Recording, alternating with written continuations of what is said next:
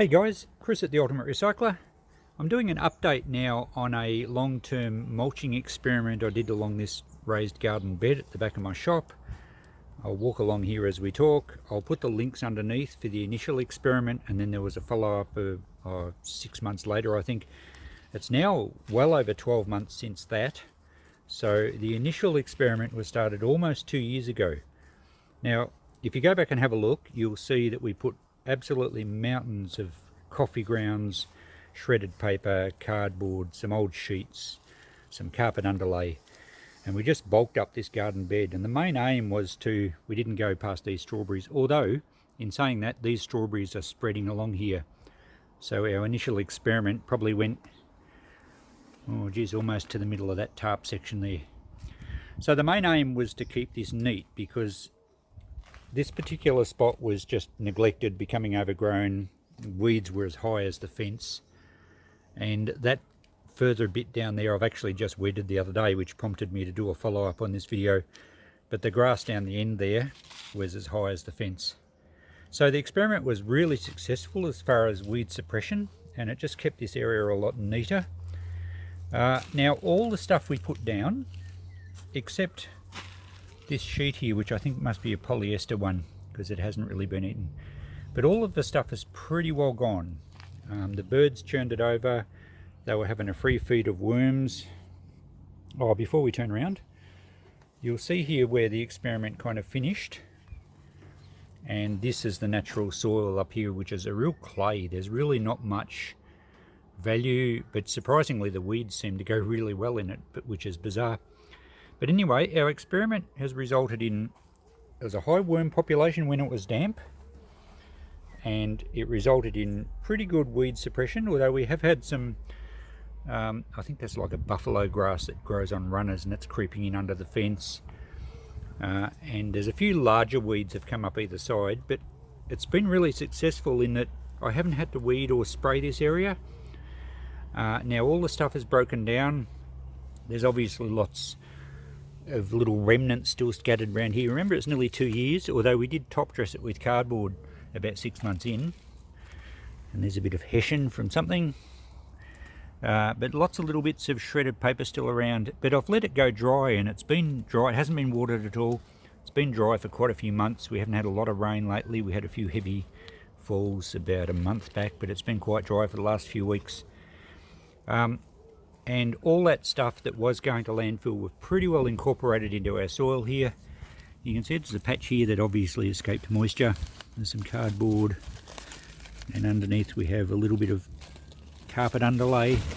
That's all that's left. So you can see the worms and the bacteria have rotted that down. A little bit of a cotton sheet remaining there too.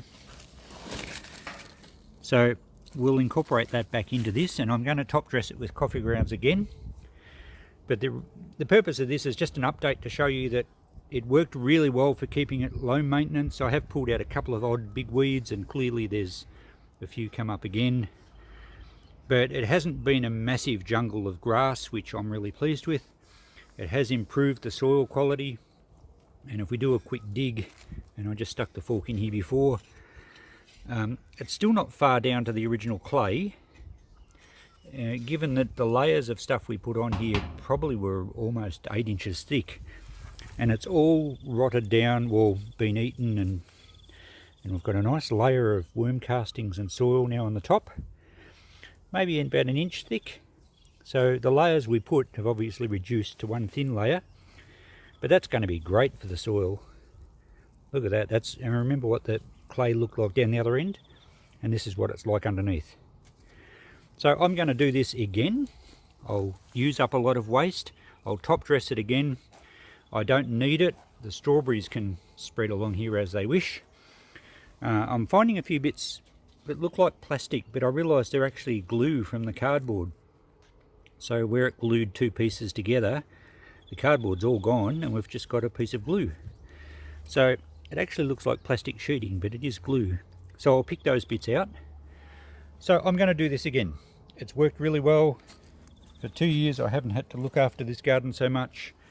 It's got rid of a lot of stuff that would otherwise go to landfill, as I mentioned, and it will gradually build up that layer of nice topsoil over the top of the clay. I can dig it through perhaps, and when I'm ready to put something more substantial in this garden, it'll be have access to more nutrients. I might grow some pumpkins here this year over the top of it all. But anyway, there's an update for you.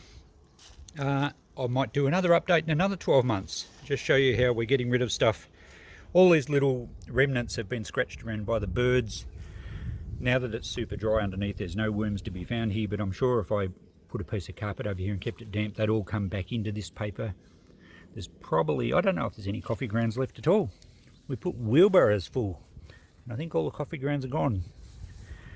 So we'll get some more of them, we'll get some more paper. I think I've got some more cardboard. We'll top dress it all again. And yeah, really happy with this site as far as using up some materials I don't want, and we're gradually building up some good soil. Now before I go, we'll have a look at another project that I started back in the early days and see how that's going. This vertical pallet garden where I've got strawberries was one of the very first projects I did on my channel. In fact, the one I actually did a video on, which I'll link here and I'll put a link underneath, was the one after I made this. This was the prototype, and it's been here in position growing things for over 2 years now, and it still seems really solid. I don't think there's going to be any troubles with rot for quite a while. I did the floor sections slightly differently on this one to the one that I showed you. But it just shows you that these things, they don't need lining with plastic. I've just put the dirt straight in on the timber. They don't need drainage holes. I find that there's plenty of water just seep through the gaps in the boards. The only disadvantage with these gardens is that if they're in the hot sun, they will dry out very quickly, because you will get airflow right around the timber, and the timber gets fairly hot in the sun.